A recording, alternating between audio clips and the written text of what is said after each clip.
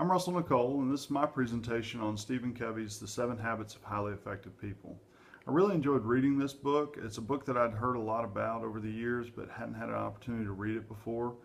I really thought it was a unique experience to read the book from the perspective of project management.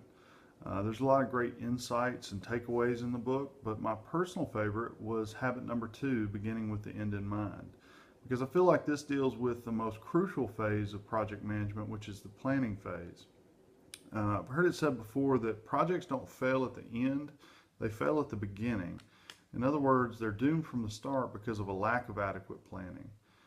In beginning with the end in mind, the obvious takeaway is that you have to understand where you're going in order to reach your destination successfully. In other words, you have to understand what the future state looks like. But Covey goes a lot deeper than that. It's not enough just to understand where you're going. You also have to understand how you're going to get there. In other words, what process and methodologies are you going to use to manage the project? You also have to know how do you know when you've arrived. In other words, you have to have a definition of success for your project, and you also have to have metrics set up to measure your success in meeting those success criteria.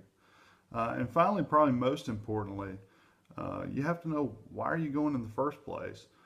In other words, how does this project align to the strategic mission and goals of an organization? If you answer those questions on the front end of a project, I think you greatly increase your chances of having successful outcomes. To me, that was the greatest takeaway from the book, but hope you've enjoyed this presentation. Thank you.